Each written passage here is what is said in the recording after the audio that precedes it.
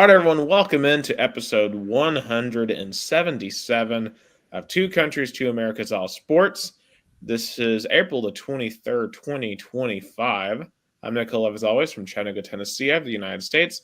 And joining me from Americana, Sao Paulo, Brazil, is Gustavo Tomazelli. Gus, how are you doing on this evening?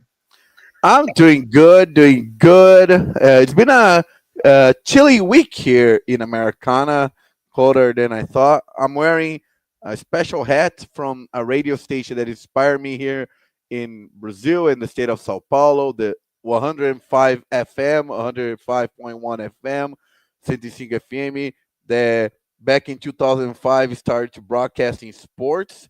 And that's where I kind of got my inspiration to be in radio, to be in sports, is listening to them.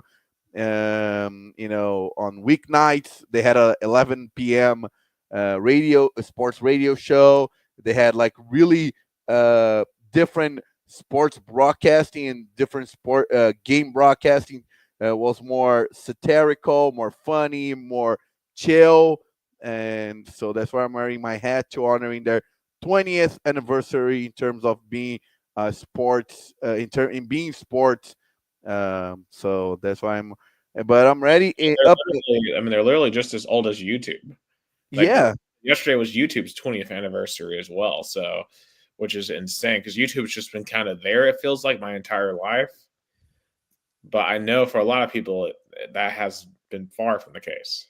and it's interesting, Nick. Like I don't know, maybe because I'm outside in the United States, I don't know much about it, but I feel like YouTube in Brazil has been more into things that YouTube weren't before the United States. For example, YouTube now broadcasts all sorts of soccer leagues here in Brazil.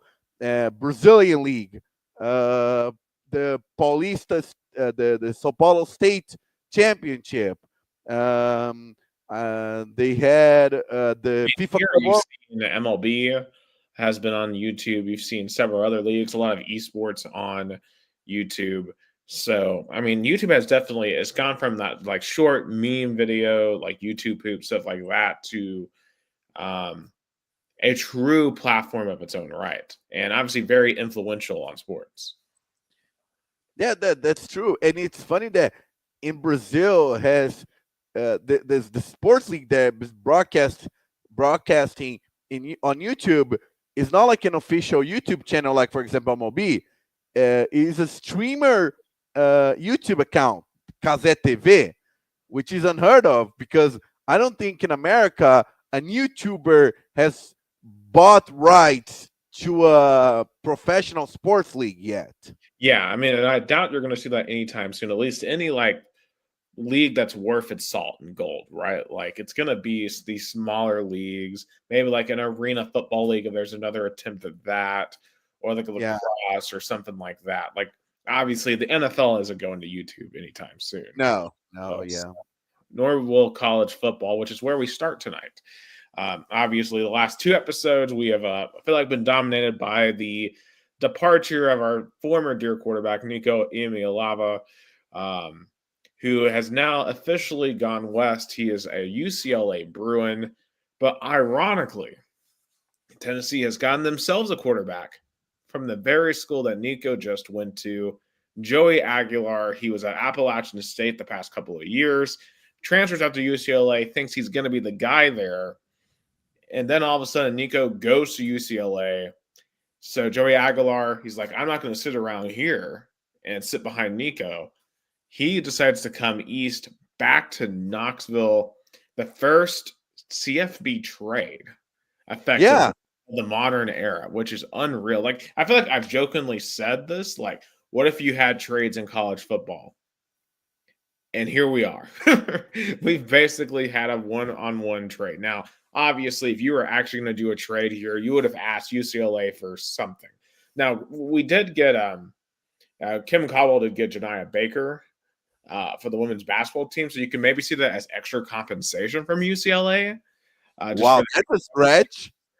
So, that, so I guess, so I guess, not only it's college is a college football trade, is a college athletics trade.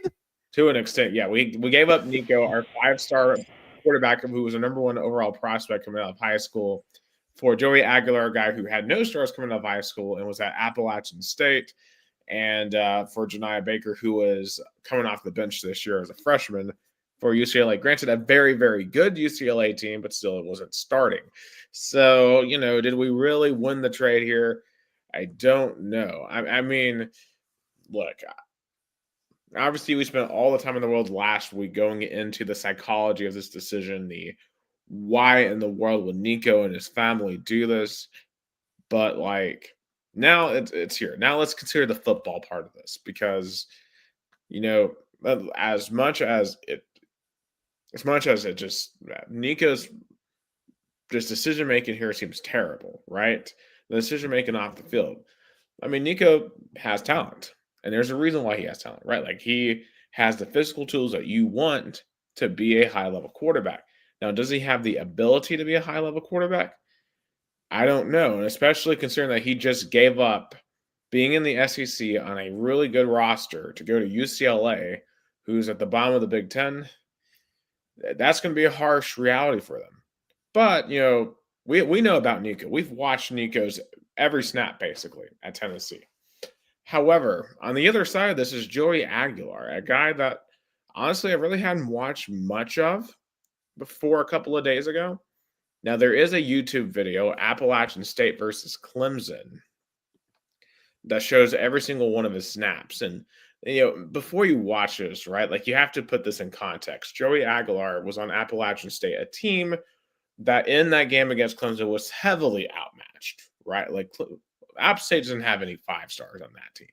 And we have to remember that the year before, Appalachian State went into Texas A&M and beat them with Aguilar quarterback. So, App State has a history of performing at a very high level, has a history of upsets.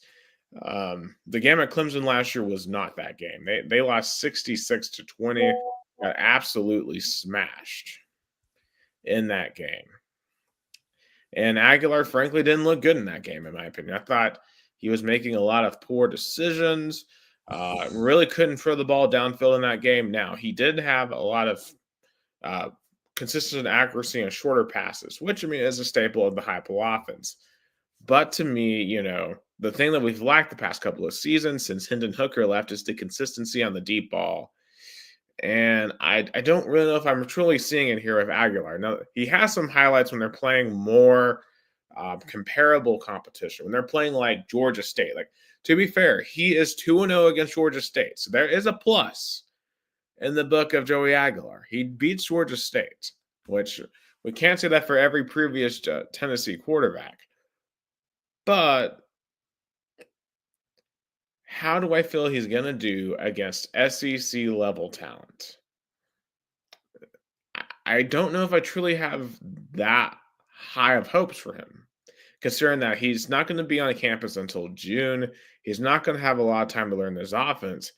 I just don't see how we're going to be able to put this guy in the starting role by the end of August, which honestly leads me to my main take here. I really think Jake Merklinger is still going to be the starter in August, even with Joey Aguilar coming in, because I just don't see the upside with Aguilar. And I know he has 56 touchdowns passing in 2 years at Appalachian State, but it's the Sun Belt's Appalachian State. I don't think that this is necessarily going to lead to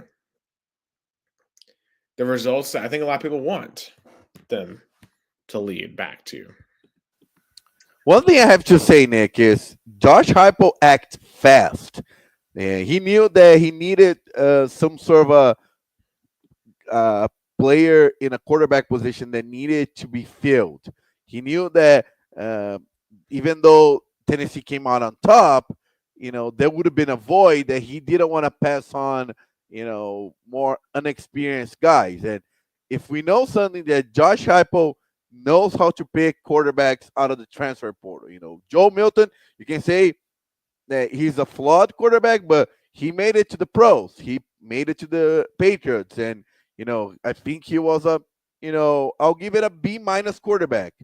And of course, the best example, Hendon Hooker. I mean, if he wasn't injured, probably Tennessee would have made it the Final Four, the college football playoffs back when it was 4 teams. And he also made it to the pros. So, Josh Heupel uh, show that he can be more effective in a transfer portal than probably in the recruiting trail.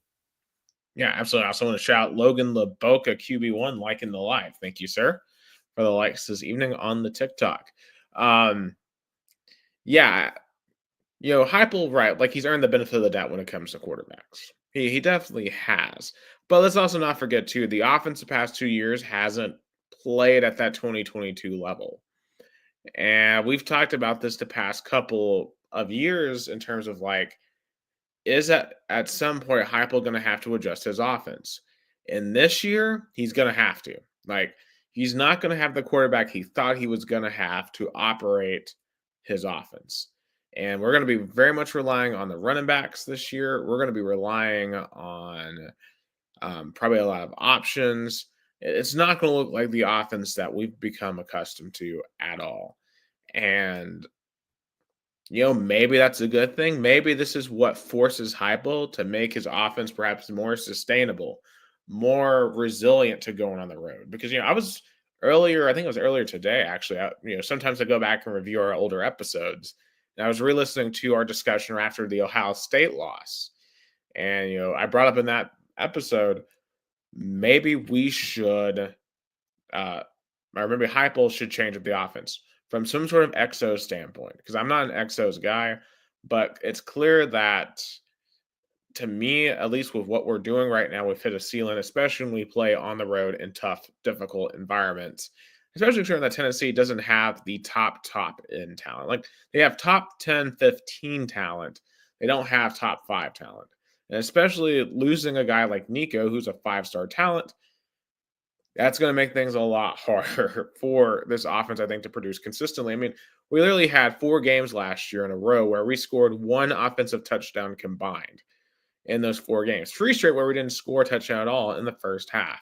So, from that standpoint, right, you can't do much worse than what you had with Nico because, maybe Aguilar or Merklinger will avoid doing stuff like that.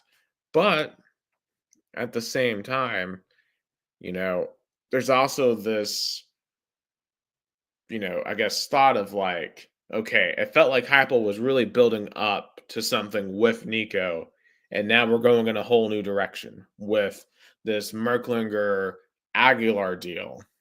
And there's also McIntyre, but I don't think McIntyre is going to start this season. Your starters are going to be Merklinger or it's going to be Aguilar. And I'm going to be honest, I think Merklinger has a higher ceiling. Personally, to me, I think it's going to be more ready to run the offense when we play Syracuse. Yeah, that's fair. Yeah, that's fair. I think it's going to be a test. Also, I want to give a big shout out to Carolini watching in Sumaré. She says, I need a ring light. I noted that. I probably will ask my parents to buy it for me, but I appreciate watching our pod. But in terms of quarterback, I think Joshua Heupel is probably going to have the most significant summer practices in August. Because I remember, covering Tennessee football, that, those practices in August tend to be more important when you have the big question mark at quarterback.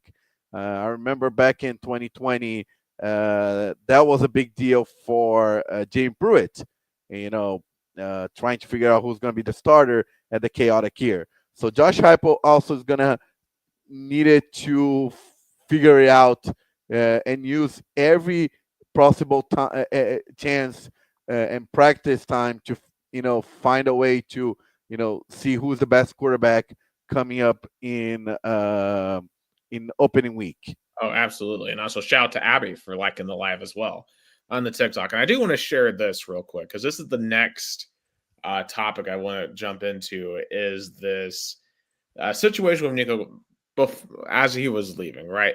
So he posts 2 Instagram stories on Friday evening, basically kind of reacting to the allegation from Josh Pate that he was going to sit out of the Ohio State game for more money. So you can see this with him and Navy Schuler saying, quote, me and Navy Schuler, when he says Tom about it, we're talking about talking about, I'm going to throw this game real quick with the 2 laughing emojis. And there's another one where basically he's saying to an effect, these people really think we threw a game. Haha, laughing emojis. And just, and First of all, I want to say those langs in English, man, oh man. I mean, I know you want to kind of short uh, words or use some sort of a hip language, but Jesus Christ, you literally need to translate that for me. I couldn't understand. yeah, like it's absolutely insane. I'm trying to pull up the first one real quick because this was, I mean, look, I'll be honest. When I saw this, it made me, what we like to say, redneck mad. I was just incensed when I saw this the other night because it's just like the most immature. Like the situation's already bad, right? Like the bridge is burned between you and Tennessee fans, especially after all the stuff that had happened with the NCAA, and just like Tennessee fans like stick around and they're loyal when it comes to their players and to their team until you pull something like this on us. And to do something like that is just completely ridiculous. And I just here, I'm going to share this real quick because man, and like you have to truly see it to believe it because man, this just infuriated me beyond all belief. And it just really goes to show that this guy truly, I think, did not care about being in Tennessee. He says, "Damn, I tried to sit it out and throw the playoff game too." Laughing emoji, laughing emoji. These boys just make me laugh, man. Ain't no way. I mean, like, how much, like, how am I as a diehard Tennessee, like, not just a fan, but an alum and a longtime supporter? Like, I mean, how else am I supposed to react to that outside of just complete indignation? Guys, have you ever had like someone at Rio Bronco like ever pull any like just insane, ridiculous crap like that? I mean, probably in Brazilian soccer, Gabigol. He like the soccer star when he was dissatisfied that Flamengo didn't want to renew his contract, the terms that he wanted. Like Flamengo wanted 1 year, 1 year deal. He wanted 3 year deal. In the last year of his contract, he was in his free time in a house party, and he was wearing a Corinthians jersey. Some say it was an edited, like a fabricated picture. I didn't buy it. It looked real. He throw parties when Flamengo loses. Literally, when Flamengo won a championship, he literally come out after the game and said, "I'm leaving Flamengo." So I think that's a kind of similar situation in terms of not not respect. And Nico was worse because at least Gabigol made a history at Flamengo. Like he won 2 Libertadores, Brazilian Cup, Brazilian Championship. Like he made a history. Nico, what history Nico made at Tennessee? Well, he made history in how to quickly turn a fan base against him. Yeah, How to show how quickly to show that your dad should never be your agent. you know, like that's the history Nico made. Unfortunately, it's just so infuriating. And unfortunately, it's not just Nico; it's the entire family. We got his younger brother Madden. So the deal with this guy was he had committed to UCLA, but then Arkansas comes in to offer more NIL money. So he transfers. So he decides to flip from UCLA to Arkansas. And so he goes to Arkansas, spends the spring there, but now his brother is at UCLA. So he's like, you know what? I'm leaving Arkansas and I'm going back to UCLA. Which, first and foremost, if you're UCLA, how desperate do you have to be to deal with this family again, because this family screwed you over to begin with at the end of the last recruiting cycle. But I think this just shows that they're incredibly desperate because they jumped to the Big Ten just because UCLA or USC did, and they didn't want to be left behind. That's the only reason why UCLA is in the Big Ten, because UCLA does not belong in the Big Ten, at least in football. Like in basketball, sure, they belong as a basketball member, but then they're not a football powerhouse. They haven't been a football powerhouse in a very long time. There's I not. mean, I mean, they tried Chip Kelly, like a really good football coach, and he couldn't make it. I mean, he was decent. I mean, like his last season there was 8-5. Like Chip Kelly wasn't bad at UCLA. He wasn't like Oregon elite at UCLA was the problem. And the biggest issue that UCLA has is they just don't have the fan interest. Like they literally play in the Rose Bowl, one of the most historic stadiums in the history of this country when it comes to college football. Like, I mean, we hold Neyland in very, very high regard. But even Neyland isn't the Rose Bowl, right? We're talking about the Rose Bowl. And these people can't bother to show up. Like, imagine if Tennessee had the Rose Bowl as its stadium, right? Like, I mean, it would be just a spectacle every single week. And Neyland's a spectacle anyway. Like, Neyland's bigger than the Rose Bowl. But the Rose Bowl with those mountains in the background, and you're in sunny South California. I mean, talk about college football atmosphere. That's it. That's it. Yes. But in any case, UCLA certainly does not make it because those people don't show up to the games. It's a very similar problem that you see at Miami. But the difference between Miami and UCLA is Miami doesn't have competition in Miami outside of like FAU, FIU. But those teams aren't true competition. Like their competition is the Dolphins. Yeah, and also Miami football has a history. I mean, they won several national championships, had historical teams. UCLA definitely does not have that. Yeah, well, hopefully they produced a really, really good NFL quarterback since he's going to go to my team. But we'll talk about that a little bit later on. In any case, and shout out to Amelia Carmaga, by the way. Hope you are doing well. She's saying my comments. My grandma watching that. Yeah, my grandma watching. Thanks, grandma, and Real Bronco as well.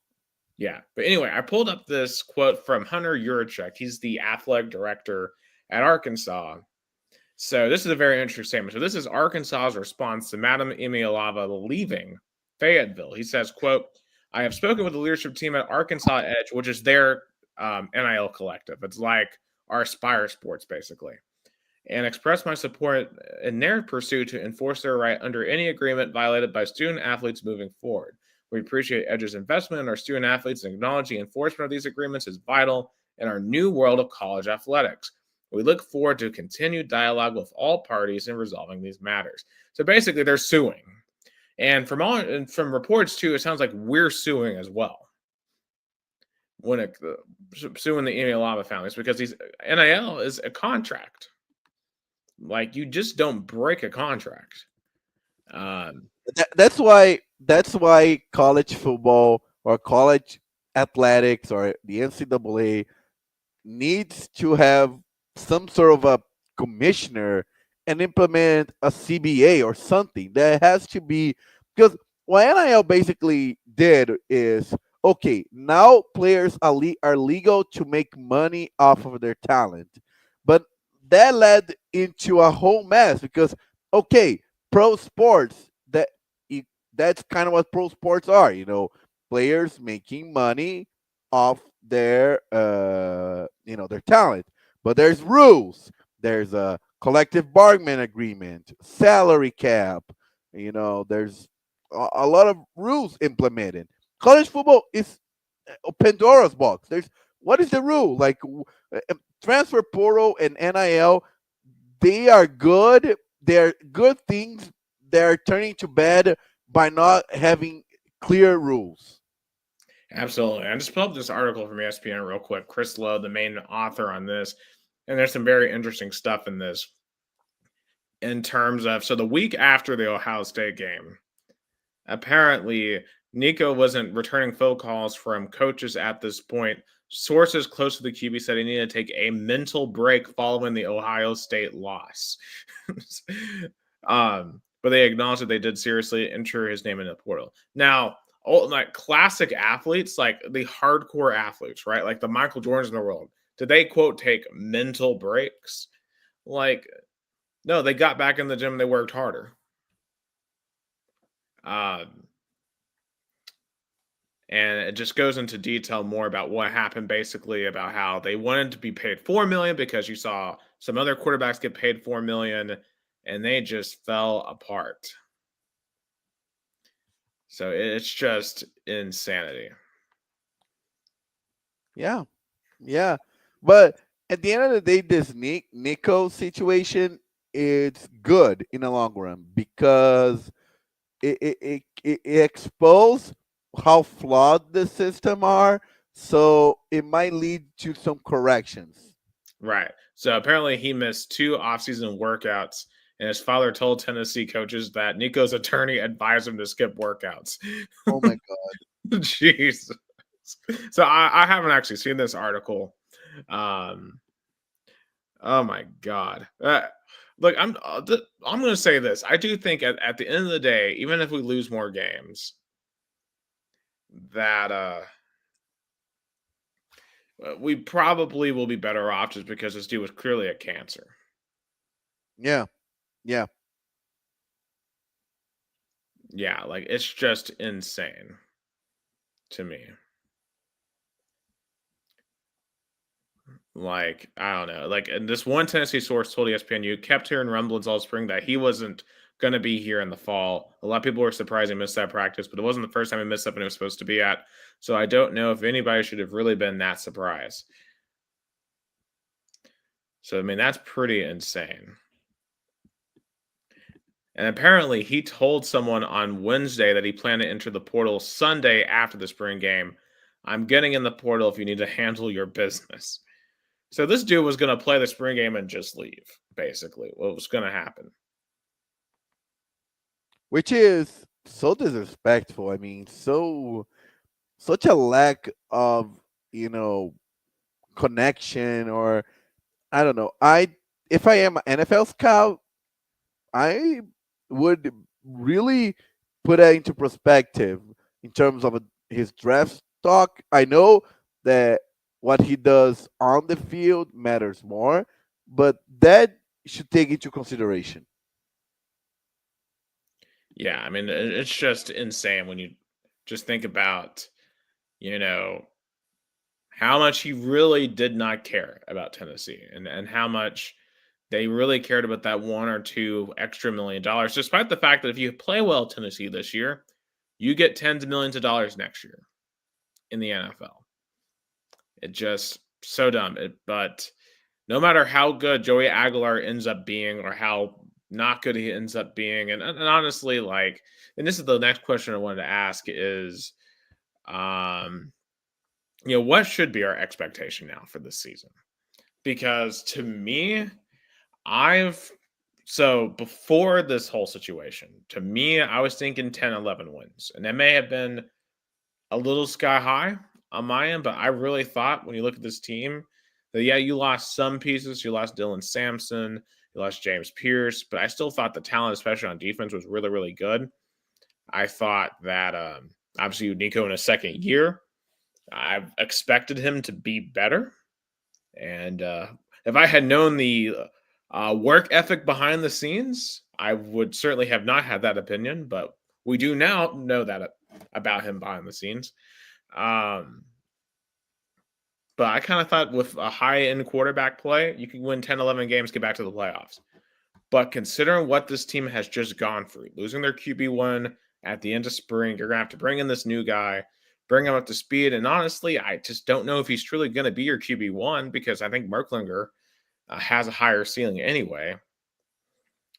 I mean, let's be real. I think we can no longer have playoff expectations for this season. I think, to me, I am reversing back to like 7 or 8 wins this year. But I'll say this. I just want this team to be a team, to play together, and to make us proud to root for them. Because I would rather us win 7 or 8 games with a bunch of guys who love Tennessee than to win 10 or 11 with a bunch of guys who don't. is a guy that you know the saying, you take one step back to take two step forwards. That's basically it. Like you might uh, win less games this year, maybe to win more next year. Yeah. And I just hope to God that Frazier Brandon is has better advisors around him and a better head on his shoulders, because he's a 5-star quarterback that we've got coming next year. And I don't want both of the 5 stars to completely bust down. Plus, we have George McIntyre on roster too right now. So yeah, it is what it is. This is, I think, pretty much, I guess, the end of that saga. We'll probably won't bring up Nico's name again until we talk about previews in August. But in any case, Joey Aguilar, welcome to Rocky Top, sir. Even though I don't have a lot of faith, you got to, and that's the thing about Aguilar too. He got screwed in this deal too, but he now has the biggest, most ultimate opportunity ever. Because imagine if he comes in and plays well for Tennessee this year. Like, he, one, will probably make himself into an NFL prospect, and two, will make himself into a Tennessee legend, because now I just can say this for myself. Like, whoever takes the first snap at Syracuse, I'm rooting for them 100% with all my might, because I want our quarterback this year to prove that we didn't need number 8. We don't need number 8. Prove to me that we didn't need number 8. Yeah. Good luck for him in California. My theory is he looks like a California guy. Deep down, I feel like he just missed the California vibe, the beach, chill. And Tennessee has a different environment, which I prefer 1,000% of really passionate fan base. And, Knoxville, one of the best and prettiest cities in North America. But I guess at the end of the day, when you like California, you want to be there. I don't know why, but you want to. Hey, there's been a lot of Californians who've moved to Tennessee. There's not a lot of them that have gone back. Let's yeah. He's a rare case. Yeah. Well, anyway, good luck to him, I guess. We'll move on. In any case, though, but the bigger overarching theme when you look at this whole situation is, there's been this pending NCAA settlement that a federal judge has been looking at. However, contrary to expectations, the judge has decided today to not settle this whole situation, because the judge says that, quote, the NCAA's insistence on immediately implementing roster limits would cause some college athletes to lose their spot on their current teams, and that she could not approve a settlement that would cause harm to some of the plaintiffs' class. So basically, the NCAA wants to put in roster limits, at least a new roster limit that they didn't have already. So basically, the NCAA proposed that, quote, to keep the wealthiest schools from stockpiling talent, the NCAA has proposed to limit the numbers of players each team can keep on its roster. Many teams would have to cut current athletes from their rosters to comply with the proposed limits. So the judge won't let them do that. So basically, we still have no settlement. We have no cap on NIL or any of this because of this roster limits deal.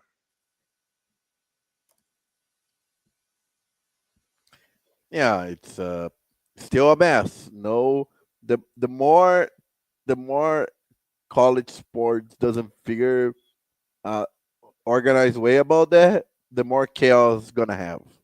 Right, because now you got to please this one judge, and then at some point, if we're going to sit here and be stuck in the legal system, at some point, shouldn't lawmakers just come in, yeah, and fix the situation?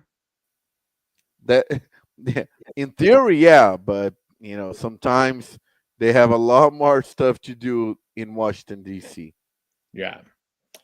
In any case, and there's also, the college football playoff committee met this week as well, not to choose teams, but to talk about the future of the college football playoff. Now they've released a schedule and stuff like that, but there are ongoing discussions of whether or not to expand the playoffs to 14 teams, change the format. we kind of realized pretty quickly that this format was kind of screwed up, and that it gave the 5 and 6 seeds an inherent advantage. When you think about both Texas and Penn State both made the semifinals by getting relatively favorable draws. Granted, Texas had to really struggle to get past Arizona State in the quarterfinals. Remember, Arizona State probably should have won that game in the Peach Bowl, but still, it was a favorable draw. I mean, do we think we're going to see playoff changes anytime soon? Especially considering that the entire first round this year was nothing but blowouts. Yeah, and at the end of the day, remember how we discussed that Penn State and Texas got favorable draws by losing their conference championship? How flawed is that? Yeah, and then Oregon got completely hosed because they won the Big Ten championship. They were undefeated, got number 1, and their reward was Ohio State in the first round. Granted, that was just kind of bad timing to an extent because, I mean, Ohio State shouldn't have lost to Michigan. And Ohio State losing to Michigan screwed Tennessee over. It screwed Oregon over. It's just that one result changed everything. But in any case, that's just the way it seems there. In college basketball, real quick, shout out to Rick Barnes. People are saying, "Oh, he's going to retire." Rick Barnes doesn't care anymore. Rick Barnes doesn't want to recruit anymore. Well, how about landing the number 3 overall prospect in the country in Nate Mint, the highest ranked recruit in Tennessee basketball history? If you've watched his tape, he almost looks like a mini KD, almost Kevin Durant. I'm very excited to watch this guy next year for the Vols. Allegedly, we may have paid up to $4 million for him. But hey, if $4 million leads to a Final Four, it's all worth it, right? I mean, and clearly to me, Rick Barnes and staff, they're pushing their chips in because we don't know how many more shots we're going to get at this with Rick. And the program and Rick is probably also the one who knows that his legacy is gonna change if he wins at all, because so far his legacy is he's a really good regular season college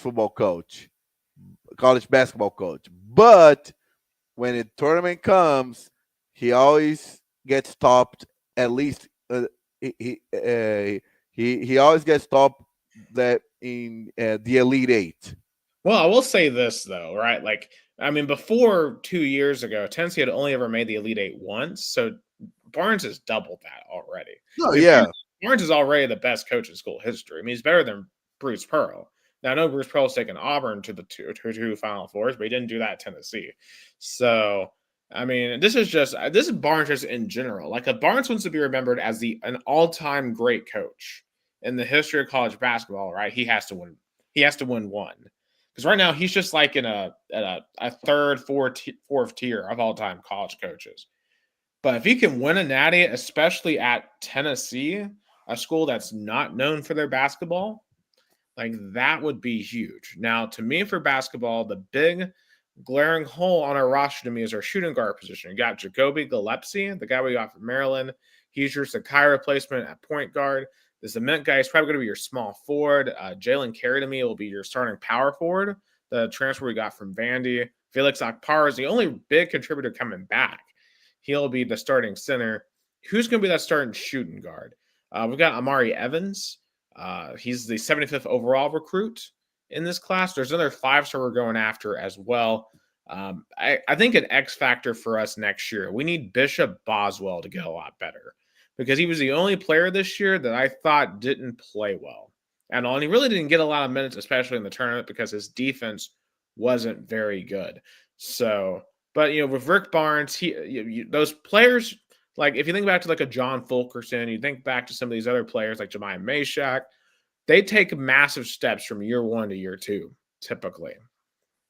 And I think a guy like Bishop Boswell hopefully will be in that mold, because we could use him coming off the bench. Because I could see him, if he develops, he could become a Jordan Gainey on this team. Because remember how impactful Jordan Gainey was off the bench this entire season. We need someone to be that guy off the bench in the guard position because at 4, like our front court is loaded because you look at Cade Phillips, you look at JP Estrella, like we are going to be very solid down low. It's just the backcourt that concerns me. So in any case, I'm definitely excited for basketball. I mentioned the Lady Vols earlier. Kim Caldwell is building herself up a squad. Vols baseball, they lost a series to Kentucky this weekend. This one surprised me. It's baseball, stuff happens. I know. I'm gonna be honest. I'm getting concerned about this squad because outside of Liam Doyle on Fridays, who has just been insane. Like Liam Doyle might be the best pitcher in college baseball. But our Saturday and Sunday staffs are just not very good. Like, we don't have the depth, in my opinion, that we did last year. The offense, to me, doesn't seem like it's as cohesive as last year. And to be fair, right, we lost a lot of those stars, right? We don't have Christian Moore anymore. We don't have, like, a Kirby Connell coming out of the pen.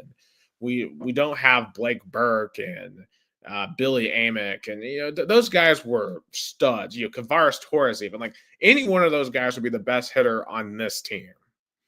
Like we just lost a lot. There's a reason why that team won the Natty because they were experienced, they were veteran guys. So I would just is this team talented enough to make it to Omaha? Absolutely. I mean, depends on the draw, depends on who we get. Would I be surprised if they didn't make it to Omaha? Not necessarily.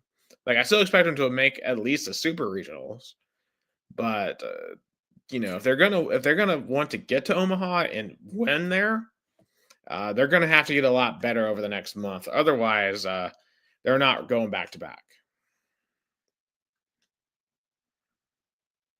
Gus, you're muted. Of course, they started the season really strong, but their competition wasn't, high level talent. And we all know that SEC baseball, since at least 2021 that I remember, has significantly improved. Like in basketball, the conference overall is better. So Tennessee is facing a good competition. I don't think it's Tennessee has regressed. I think the conference as a whole has progressed. Right. Of course, this week they've got a massive deal at LSU. For a while, Tennessee, LSU, they were arguing over who was the best team in college baseball, and both teams have kind of faltered a little bit recently. This is a massive series. I really hope we can find a way to get this done, but it's going to be a hard series at LSU. Those crowds are going to be nuts this weekend. So I'll be curious to see what we were able to pull off. Yeah, they're definitely, facing a really, really tough environment and a fan base that definitely does not like Tennessee. Yeah, it's become the best rivalry in college baseball, Tennessee and LSU. It's like these are two programs that are prideful and they love to play each other and love to try to beat each other. So we're definitely excited. Also, I want to shout softball. They're number 1 in the country now. The number 1 softball Lady Vols with Carlin Pickens on the bump, just going nuts. They've got Ole Miss this weekend. And they only have a handful of weeks left before their tournament starts. So we're getting close to time for softball to make that run. With the way they're playing, I really think they have a great shot of making it to Oklahoma City. And we'll see where the cards may. Of course, you got obviously Oklahoma and Texas, which are the 2 permanent programs in college softball. But can the Lady Vols finally get over the hump with Karen Weekly? We'll see. We will see. Now, shifting gears a little bit, we've got NBA playoffs are fully in swing right now. I've got Golden State Warriors at the Houston Rockets. The Rockets are up by 14 with 14 seconds left in the first half. Golden State won the first game. So Houston is trying to even up the series. Now, frankly, a lot of these series, are probably going to be chalk to some extent. So I'm going to pull up the bracket real quick so we can take a look at where we're at. Probably the ugliest of these series so far, unfortunately, has been the Memphis Grizzlies and the Oklahoma City Thunder. The Thunder have just dominated. This is probably going to be a sweep. I guess if you'll pull up their bracket real quick. So we have Oklahoma City's up 2-0 on the Grizzlies. I don't see any way Memphis comes back to win this series. Now, Nuggets Clippers has been awesome so far. The first game came down to the wire. So we're going to go to the Intuit Dome. And I'm very curious to see what a playoff atmosphere is going to be like in the Clippers' new arena tomorrow night. I think that, to me, is one of the things I'm most interested in because their new arena is gorgeous. I love the architecture of the new Clippers arena. The Lakers at the Timberwolves on Friday night. That's going to be awesome. 1-1. This is probably, to me, that's probably going to end up being the best series of this first round, I think. This thing could go 6 or 7, in my opinion, because Minnesota came out, punched them in the mouth on Saturday. Lakers came back, though, and had a really solid win yesterday to make that 1-1. Of course, Rockets now have a 14-point lead heading into halftime, trying to make this 1-1. On the opposite side, the Cavs are up 2-0. The Pacers are up 2-0. The Pistons beat the Knicks last night. The Pistons' first playoff win in 18 years. That's a 1-1 series. The Celtics went early tonight to go up 2-0.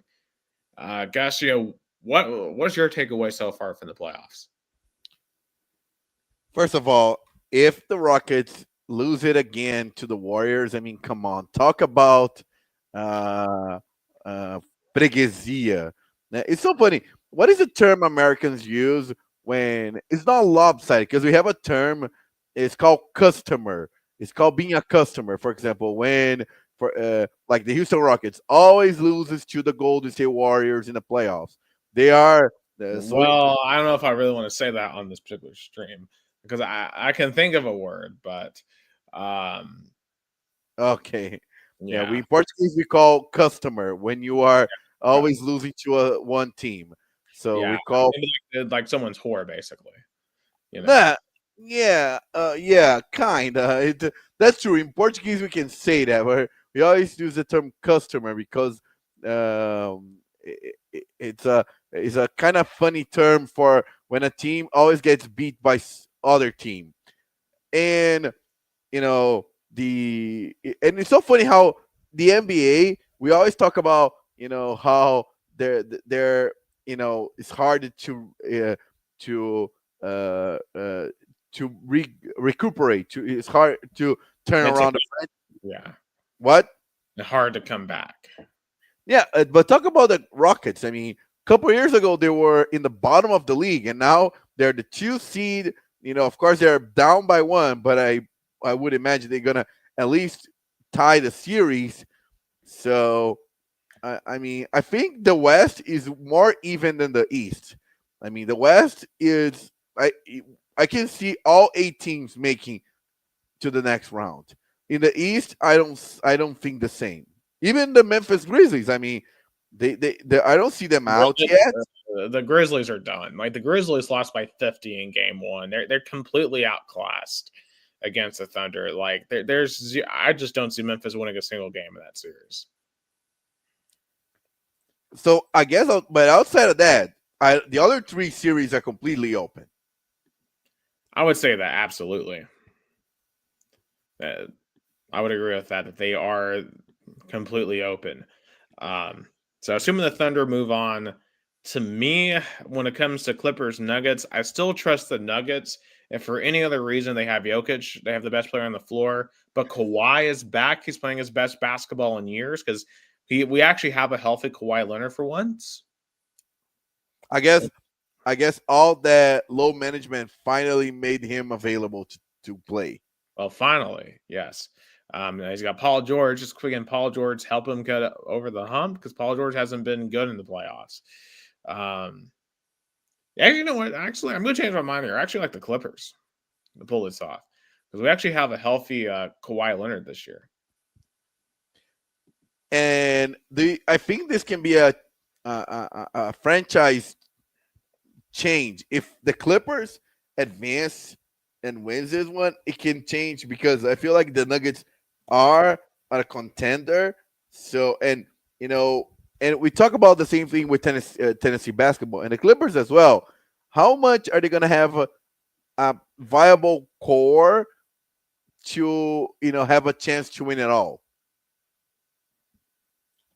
Yeah, like with Kawhi and Harden, and like and Harden too. I mean, we're talking about like James Harden, like the ultimate playoff joker. But with Kawhi Leonard, who's one of the most clutch players in the modern era of um, of the NBA, I it just feels like it's time for Harden for the Clippers to finally do something. Yeah. So yeah, I'll go Clippers that series.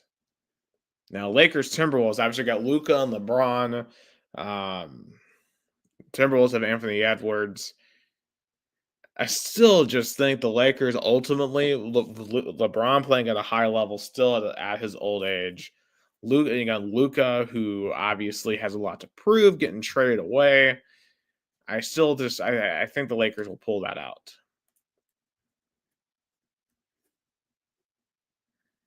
Yeah, I think that too. I think the Lakers, with all the Luca vibe, I mean, give me the Lakers. Right. And Rockets Warriors. I mean, Rockets in 7. I'm still going Warriors. And to me, honestly, I don't see any upsets in the first round over here. I think Cavs, Pacers, Celtics will take care of business. And I still think the Knicks do, but they're going to have to shoot better, a lot better. Otherwise, especially going back to Detroit, like this atmosphere tomorrow in Detroit's going to be insane. Like Detroit, the Knicks better be ready to show up and play. Oh yeah, definitely 100%. Because Detroit has been salivating for a chance to be competitive. Now, switching over real quick to the Stanley Cup playoffs. So you can see over here, we have the West over here. Winnipeg's up 2-0 on the Blues.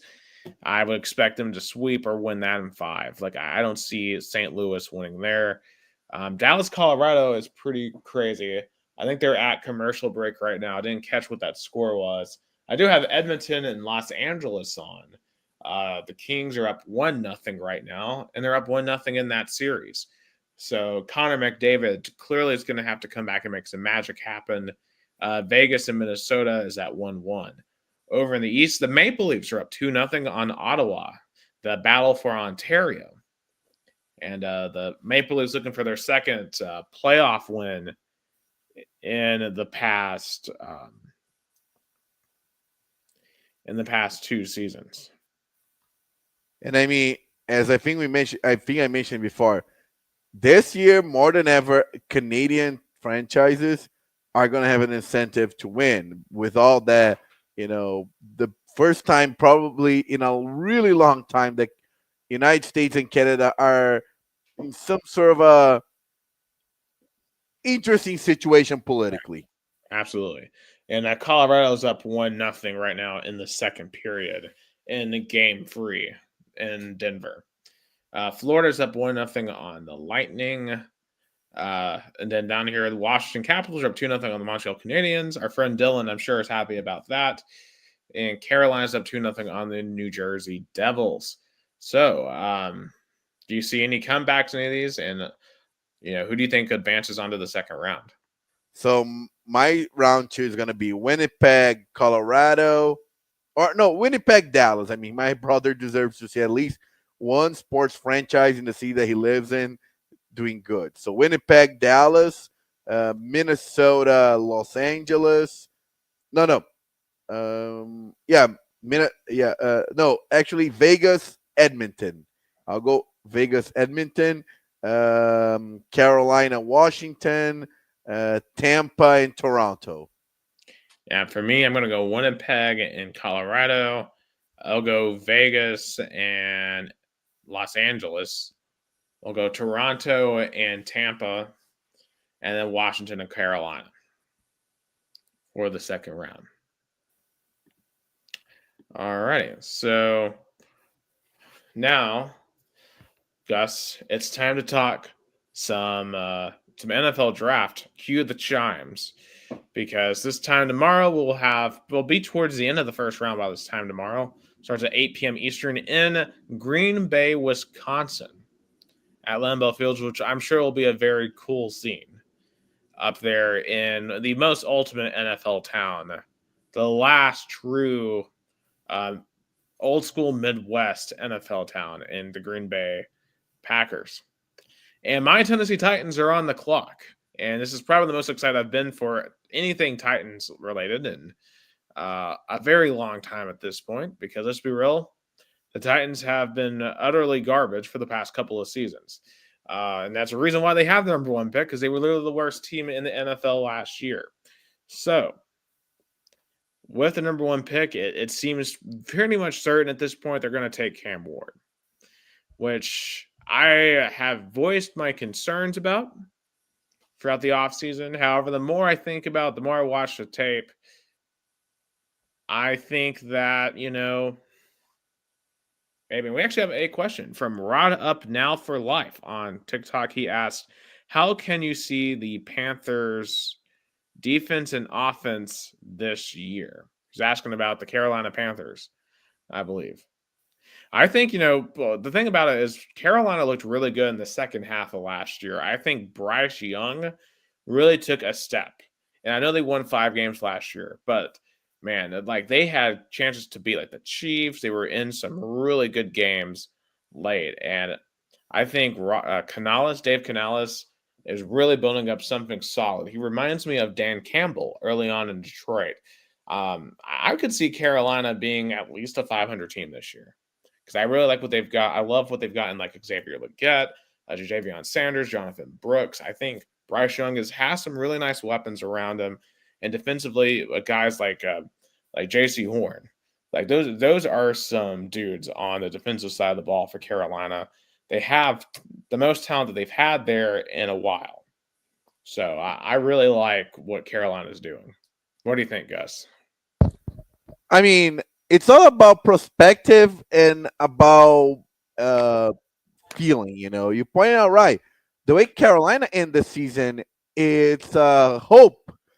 Bryce Young has been a question mark, and some Carolina fans before the beginning of last season were very skeptical or even considering moving on, but he turned around, and maybe next season he will go to develop into a quarterback that has playoff potential because the NFC South, I mean, it's wide open. I don't see any of the 4 franchises being. Maybe Tampa is a little bit better than the other 3, but not that significantly. I think Tampa is definitely the best of the 3, especially with Baker Mayfield playing at a really good level.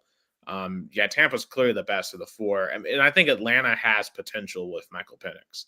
Now the Saints are in just hell right now. Like I don't know what they're going to do to get back to relevance, and we'll find out tomorrow, I guess, what the beginning of that plan looks like. But for my Titans, Cam Ward's going to be the guy, and I still will maintain I think Travis Hunter is a better player. I would be tempted to take him at 1 still, but let's be real here. If you believe that Cam Ward has franchise quarterback potential, and it seems like the Titans do, I don't know if I agree with them, but I will say this: Cam Ward is a lot better than Will Levis, right? And honestly, how much more do you have to lose if you're the Tennessee Titans? Because if Cam Ward doesn't work out, you're going to be picking one again in a few years anyway, and you'll have another shot at a quarterback. So I guess why not try Cam Ward? Some people are starting to trying to compare him to Steve McNair, which I think is a little insane. Like he's good. Now the problem with Cam Ward is sometimes he plays a little reckless. I question his intensity on the field, and he did some lackadaisical stuff at Miami that he's not going to be able to do in the NFL. But clearly he can make any throw. They say he's electric in the locker room. He's a guy that gets people to rally around him. And I don't blame him for Miami's losses last year. I blame Miami's defense for not making the ACC championship or the playoffs. Cam Ward did everything he could to put Miami in chances to win football games. And there were several games last year where Miami only won because of Cam Ward and his heroics. So, while I don't think Cam Ward is the best quarterback prospect we've ever seen, Cam Ward clearly wouldn't have gone over some of the quarterbacks in last year's class. He's what the Titans are going to have, and he's probably the only quarterback in this class probably worth taking in the first round. So we'll see what he does. But unlike how I felt 2 years ago when we picked Will Levis, I'm cautiously optimistic when it comes to Cam Ward. Yeah, and it's fair to be cautious about that because the last time Tennessee, the last two drafts Tennessee picked a quarterback, they weren't good.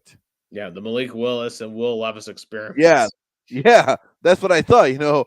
That's it's fair to be skeptical because Tennessee in the recent years, tend to not make the best decisions in terms of quarterback drafting. Yeah, I thought Malik Willis was going to be so good too. Yeah, Man, I don't know. I'm going to be cautious with Cam Ward. He's going to be the guy. Now, the question becomes for the Browns or if they trade back. If you're the Browns, do you draft Travis Hunter, Abdul Carter, or do you trade back? trade back, and because or you draft a young quarterback because that's what you're gonna have to do to at least be somewhat competitive, dealing with that god awful contract that you gave to Deshaun Watson. Well, the problem with that is, would you pick Jackson Dart or Shador Sanders at 2 overall? Like I wouldn't. Yeah, that's the. I guess the Browns GM is gonna have a lot to think about this night. Yeah, honestly, I probably would pick Travis Hunter if I was the Browns. Like, I still think Travis Hunter is the best player in this draft. Now, Abdul Carter is an awesome edge rusher, and imagine pairing Abdul Carter with Myles Garrett. That would be a nasty pass rush for Cleveland, but that's only going to get you so far. Otherwise, I think the most interesting storyline here is where does Shador Sanders go? Where does Jackson Dart go? Does Jackson Dart go before Shador? So I think Shador has been seen as QB2 in this draft, but there's a chance that Dart may go before him. And speaking of Shador Sanders, I don't know if we talk about it in this podcast, but it's totally ridiculous that Colorado retired his jersey. Jesus Christ. Yeah, I think I realized that after the podcast that I forgot to put it in last week. Yeah, but that was insane. Like he didn't achieve anything, not even a win in a bowl game. He went 13-11. Now Travis Hunter won the Heisman. I mean, I think that will retire his jersey. Yeah. And did stuff that we've never seen before. But Shador Sanders, come on. Like, I'm not saying he was useless or he didn't do anything for the program, but come on. Like, retired numbers are supposed to be for players who meant something for the program, for the team, who won tournaments. Yeah. And honestly, like, I don't know if any team in the first round really should draft Shador. I don't know if he's truly that good. Now, the latest mock I saw had him going to the Steelers. And could you imagine? I mean, the Steelers with Aaron Rodgers and Shador Sanders. Jesus Christ. The freaking yeah, I mean, all you need is to add Nico into that mix, and you'll have the total head case. The just a total, like, a combination of one brain cell between 3 quarterbacks. I mean, HBO should, pay whatever money needed if Shador Sanders drafted by the Steelers and the Steelers got Aaron Rodgers to make the Hard Knocks with them. Please. Like, Shador going to the darkness retreat with Aaron Rodgers. Oh my God.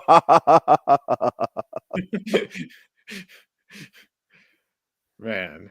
And all that to probably go 9-8 again. Yeah. And Steelers fans saying Mike Tomlin never had a losing season. Yeah, but we haven't actually competed for a championship in forever either. At least the Titans know how to be bad. Like, when it went up in disaster, and now maybe Cam Ward will be the savior. I know I tend to trust Jason a lot on when it comes to quarterbacks, and he's not a Cam Ward fan, which certainly diminishes my personal hopes on if he's going to be good for the Titans. and plus, let's be real here. The Titans have just a lot of problems. Like the offensive line sucks. Our receivers aren't very good. We've got Tony Pollard. He's okay at running back. The defense, uh, they were okay, but and frankly, they weren't the biggest issue. The offense just gave up last year. The offense just completely was atrocious. But don't get this twisted. Cam Ward isn't coming in and being Jane Daniels. Like he's not leading the Titans to the AFC title game. Like this, he's not going to pull a CJ Stroud and win a division in year one. And because we've seen some rookies do that. Like, I don't see Cam Ward doing that at all because the situation here is bad. Like, honestly, he could have a Bryce Young type start where he looks really bad because the supporting cast is really bad. So, not to be this hopeful, but I just want him to make the Titans watchable at least. Like, give me, like, if he improves week to week, I will be satisfied this year from a Titans perspective. Because it would be better than whatever the crap last year was. Like, that was horrible. That was some of the worst football I have ever watched in my life. So, in any case, yeah. And I will say this, I'm not excited, I mentioned this earlier, I'm excited to see Green Bay as the host. And also from a selfish standpoint, I'm interested to see where these players go. Running backs Amari and Hampton, running back Travion Henderson from Ohio State, and wide receiver Tatoria McMillan. Because I have fantasy implications for those three players. Ashton Genty is probably the best skill player in this draft from Boise State. He could go to like the Bears or something. And Genty, and people are really hyping up Genty to be like on a plane from everyone else. Like, should we just assume that Genty is a tier better than like Travion Henderson from Ohio State or Amarian Hampton from North Carolina? Yeah, I mean, I'm curious to see where those top prospects goes, and I mean, and you saw interesting stat in the NFL, and also first and foremost, my thoughts and prayers to Pope Francis. Hopefully, the Vatican chooses well the next Pope. Right. Also, Rest in peace as well to Mike Patrick while we're thinking about condolences as well. Legendary ESPN commentator. And also, my thoughts and prayers also to Adilson Maguila, big Rio Bronco fan, one of the most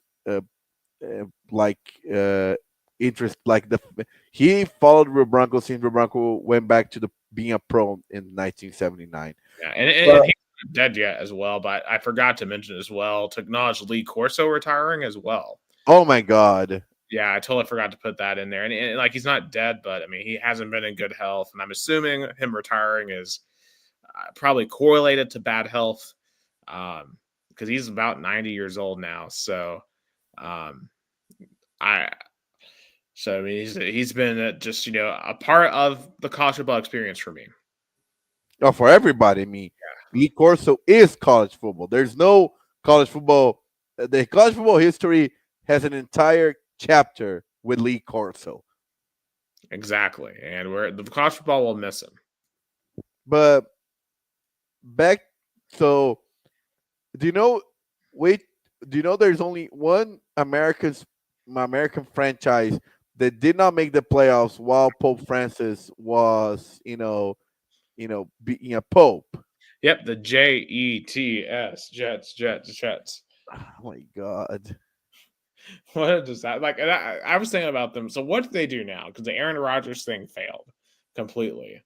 1 year due to injury, and then last year he just wasn't very good. I mean, what do you even do if you're the Jets?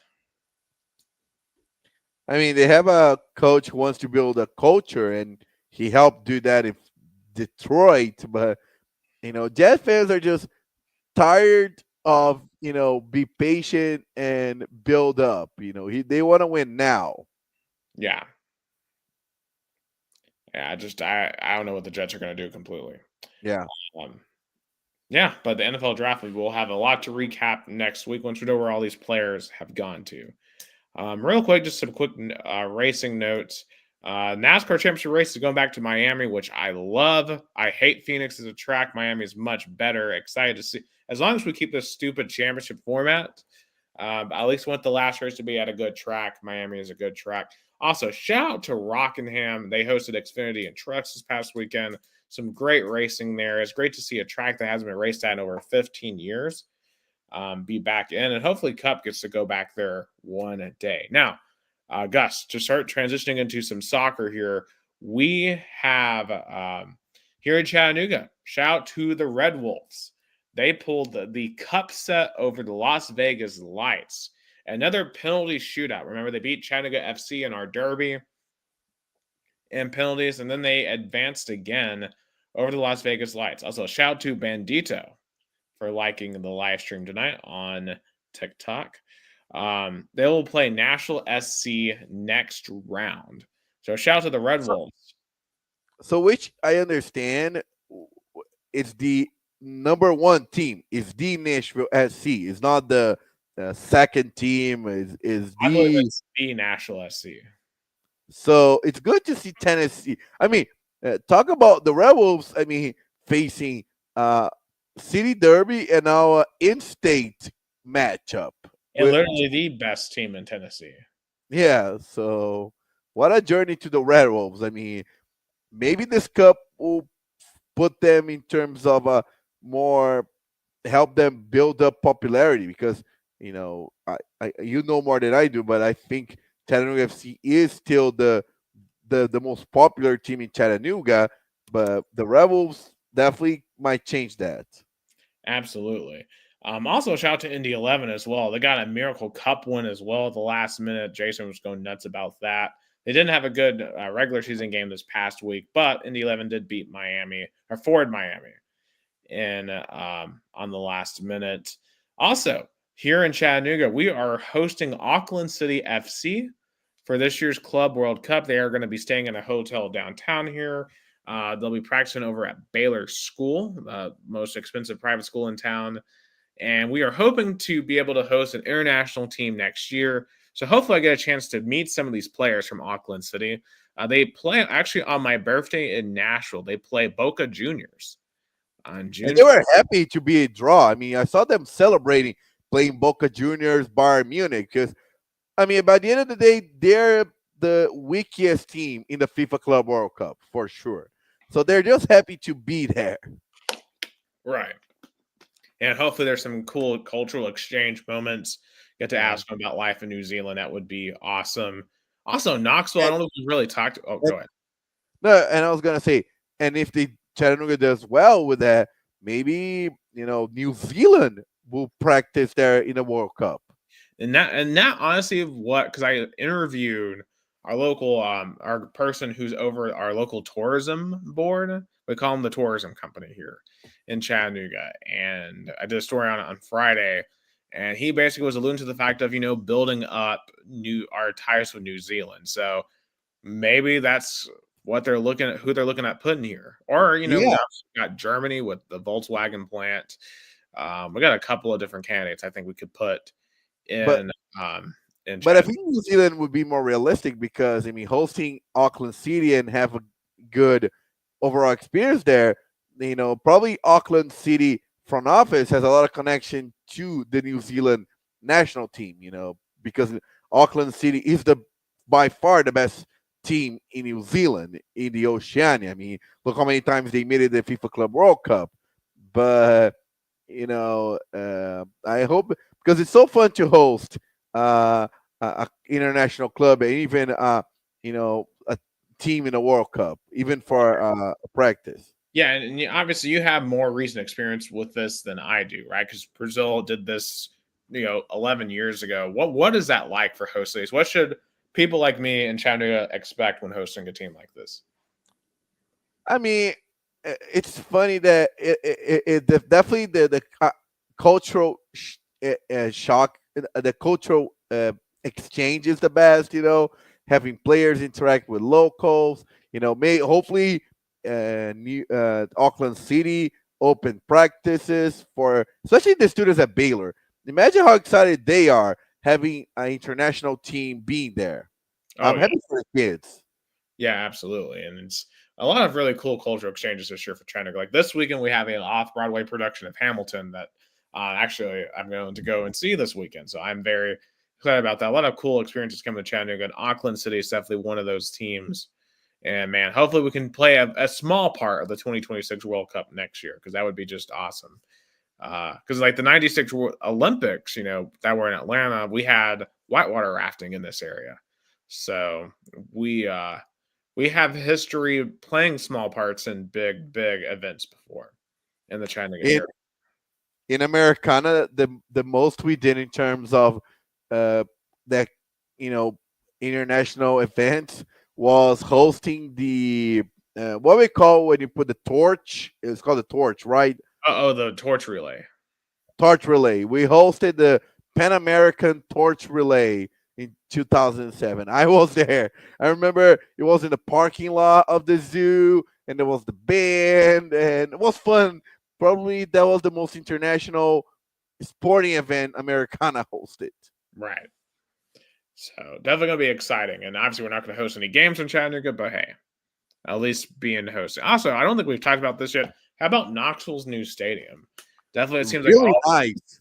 all the early reviews seem to be very positive. So I've looked at some of the videos, and next month I plan to go see them because Indy 11 plays at One Knox XC next month. So I plan to go up there to experience their new stadium. And if for any other reason, to go and kind of get an idea of maybe what to expect with the new Lookout Stadium this time next year. So definitely cool for Knoxville. And it's nuts because last week you had a night where the Smoky Stadium was sold out, and then the Vols, the Lindsey Nelson Stadium, was sold out. So you had like 11,000 people downtown watching two different baseball games, which is insane. I mean, I'm jealous. I mean, I'm not gonna lie. It's. I mean, I would have died to live because I mean, if there was somebody at Rock Salt Sport that was a Tennessee slash now Knoxville Smokies, I was because I covered a lot of games. I had so much respect from them that remember, Nick, they opened their stadium so we could do a Rock Salt Sports show. That was historical. Yeah, minor league teams, man, they're looking for all the publicity they can get. Like they appreciate. Like I have a great working relationship with the Lookouts here. Like I've developed that, and I love working with them. So, and I'm excited. I'm so excited for them when they get their new stadium next year because that's a huge deal for these teams. Because like without the new stadium, they wouldn't stay here. Like minor league baseball was going to take them away. So, um, yeah, I'm definitely excited to see what Knoxville's able to do moving forward. But I will say this: there is one controversy. I don't know if you saw this, Gus, but apparently some of the neighbors are hosting a petition to try to get the new stadium to get rid of fireworks because they're I mad hate that that. I hate that. traumatizing. I cannot. I cannot. In Brazil as well. I mean, even Americana. I mean, I'm not. I wouldn't be surprised if the Chattanooga City Council put the same crap that, for example, Americana City Council did, banning fireworks. I hate that. Oh, I hate that. Fireworks. Well, yeah, Americana banned Why? fireworks because there's. I mean, I'm not against pets. I love pets, but those pet advocates are the worst. Are the worst. They want to meddle with everything. So they're Well, like, oh, my beloved pet gets scared because of the fireworks. Deal with it. right. It's like today. There's a part that I don't know if you're familiar with PETA, Gus, Oh but like, yeah, yeah. yeah, they were walking around downtown Chattanooga today with a robot dog, complaining about like people eating beef or something. I don't know. It's just And now in Brazil, there's literally, uh, I don't know what it called, a political group, uh, really starting to get well funded, which is basically they put candidates for state and even city legislative, and their only platform is I will fight for the pet rights. That's it. That's it. what does that even mean? Like what pet rights? Like pets can't vote. Oh, but they know that the pet parents, which call in Brazil, it's not pet owners, pet parents are really into their pets. So they're like, oh, this politician, they're gonna, they care about pets, they care about banded dogs and cats. So I'm gonna vote for her, I'm gonna vote for him. Oh my God. Yeah. That is I'm shocked that hasn't happened in America. That's pretty wild. Yeah. Um, okay, last thing is a kind of transition into Brazil. Bruce Arena, former U.S. men's coach, infamously led the U.S. to a loss at Trinidad and Tobago, causing us a trip to the 2018 World Cup.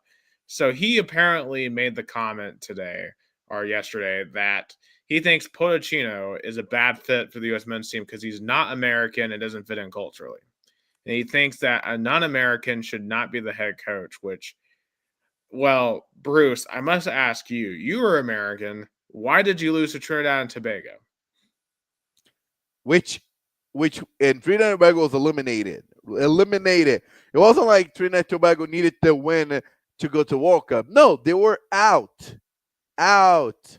And by the way, it's the same crap the Brazilian coaches are now, going on TV, former coaches especially, that had success in the 90s, early 2000s say, oh, it's inconceivable that Brazil hires a non-Brazilian to be the head coach for the national team. It's the same. It's called protecting their own group. It's like they're threatened by people from other countries and going into their field. In Brazil and US, the same crap. Right. And like in the US, like at least Brazil has World Cup championships to point to. Yeah. I mean, US has nothing to point to. Yeah. Like, So we US, should be trying everything. I mean, the last time US was relevant was with a non-American coach, Jurgen Klinsmann. I mean, you can, talk about how much at the end of his tenure wasn't good, but the 2014 World Cup was a decent one. Yeah, I mean that team was really good. And like Tim Howard had one of probably the best performance in World Cup history Yeah. for the US in that tournament. Yeah. So I think it's a stupid argument. It's a ridiculous argument. It's just saying, please, U.S. Confederation, please protect our jobs and don't let people from other countries take our jobs. It's just stupid. Like here in Brazil as well, there's a lot of people saying that, a lot of former coaches saying, oh, you can't hire, because you're devaluing the Brazilian soccer. No, I mean, let's face it. The at least in the top five coaches of this decade, at least two, maybe three, are not from Brazil. Abel Ferreira and Jorge Jesus.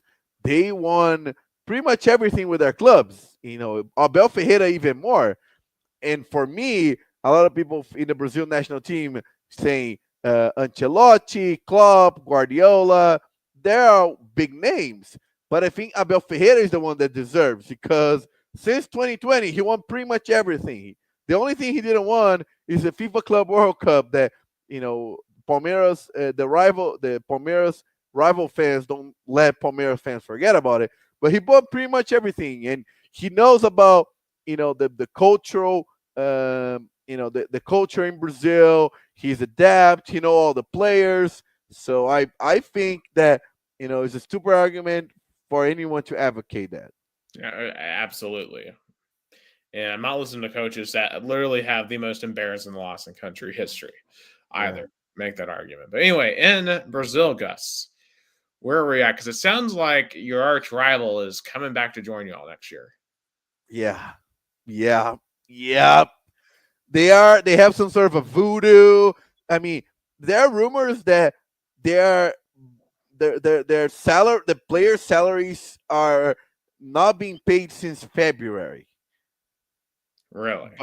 But and it's funny. Do you know who is the coach of União Barbarense?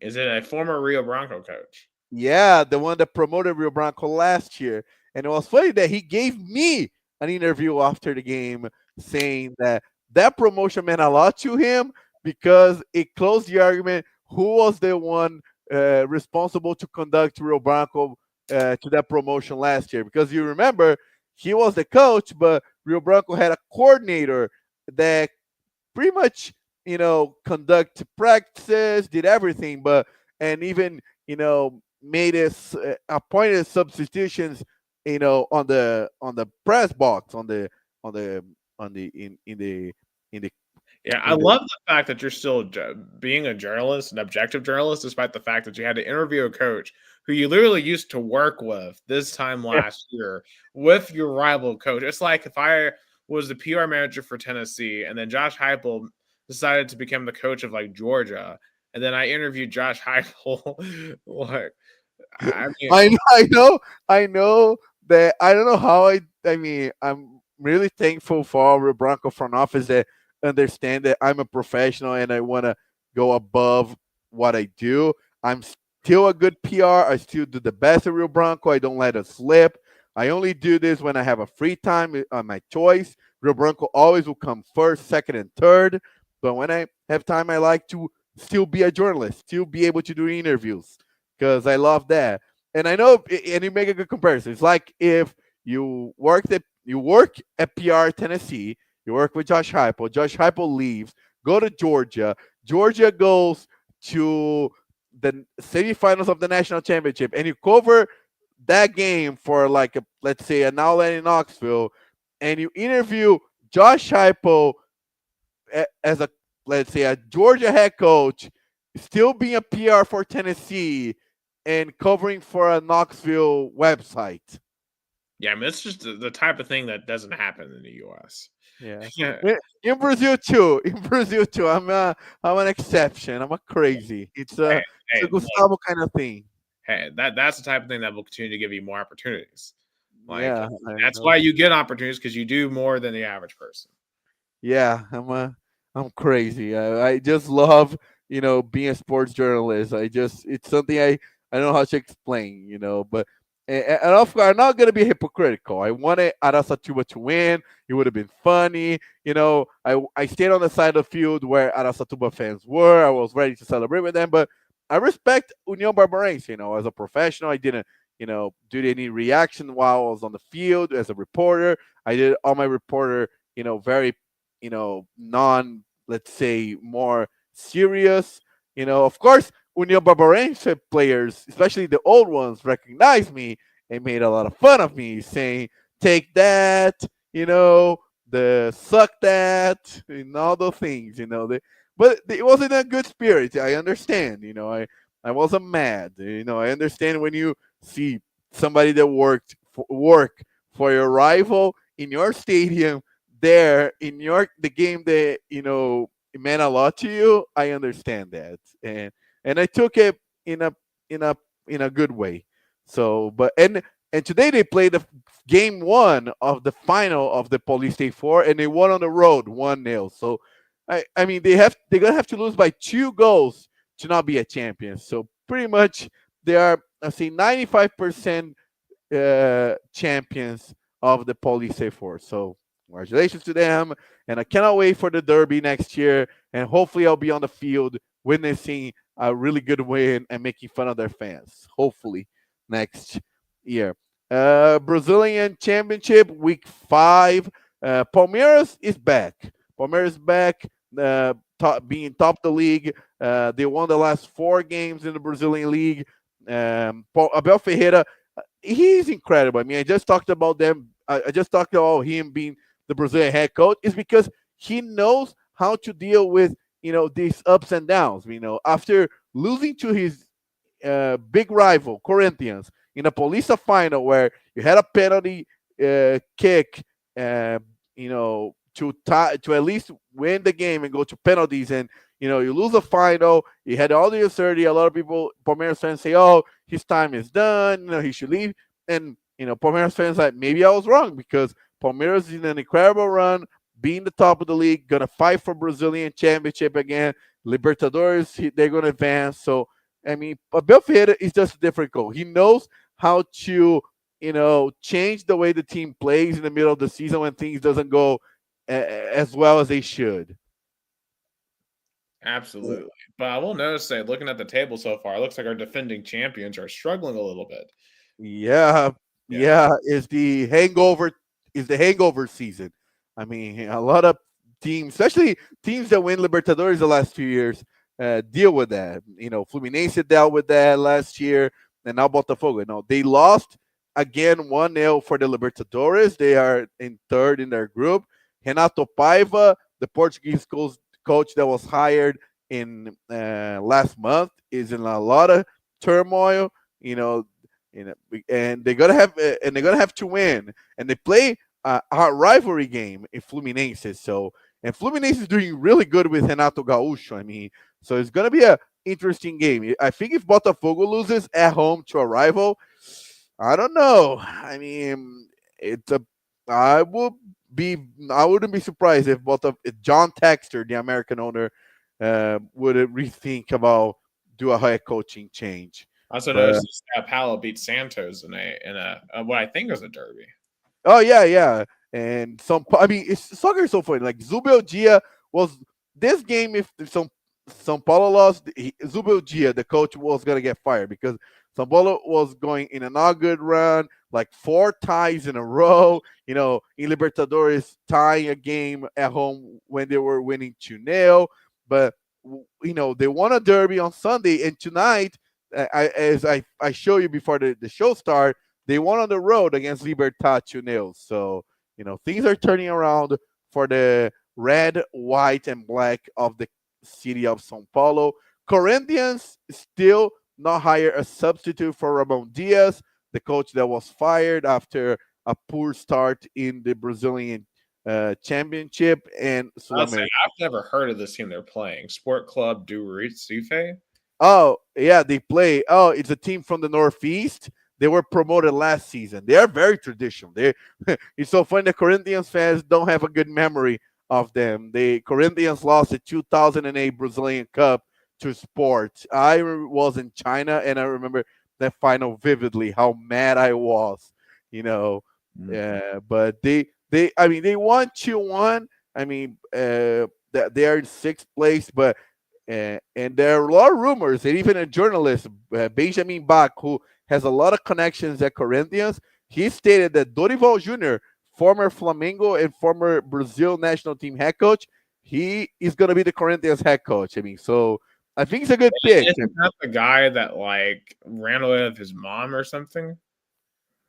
Uh, Like who is the guy that he had there's something to do with his mom and he had to go to like back to Spain and it was like an ongoing joke on here for a while. Cuca? Oh, Vitor Pereira. Vitor Pereira. It was his mother-in-law. He's in England, Wolverhampton. He's doing actually he's doing a good season at Wolverhampton. Really? They are in 15th place. I mean, they accomplish what they are fighting this season in the Premier League, which is they're not gonna get relegated. So their season is good. Yeah, rip So Leicester City, by the way. They had one championship and that's all that they were able to accomplish. what? Who? I'll rip Leicester City though, getting eliminated. Oh, Yeah. Or relegated, excuse me. oh yeah. It's sad. That's fair. Yeah, but yeah. So Vitor Pereira is in England. The joke was that his mother-in-law was sick. That's why he needed to leave Corinthians, but he was back at Flamengo. So that was him. No, Dorival Jr. He did well in the Brazilian team, Flamengo and São Paulo, winning domestic and international cups, but he didn't work out in Brazilian National League. But I think it would be a good name for Corinthians. Especially, he knows how to deal with star players, and he knows to be more like a players coach. Somebody who is not like uptight or he wants to impose his way. So I think he's going to be a good choice. Corinthians play Flamengo on Sunday in Rio. São Paulo play on Saturday against Ceará on the road. And Santos hosting Bragantino. And just to finish I mean, Neymar, he literally put on his Instagram stories the lineup for Santos.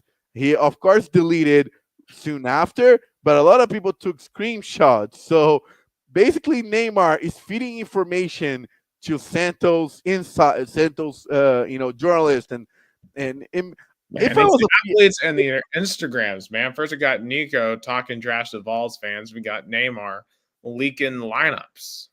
yeah, if I was a PR man, oh man, I would have been mad as hell because, I mean, you have to be careful with that information. Now, of course, I get the lineup way before they are posted on our social media because I had to do all the put all the we call the document, to make it the press release and stuff. Right. Like there's So official channels to do stuff. And the Instagrams and all the social media, they're just, it's like popcorn. You don't know where yeah, stuff's going to go. yeah. Imagine being the communication department. You get mad because that's the kind of information that you are so worried about not getting leaked. And you have your star player leaking that, and Santos, interim coach. Imagine.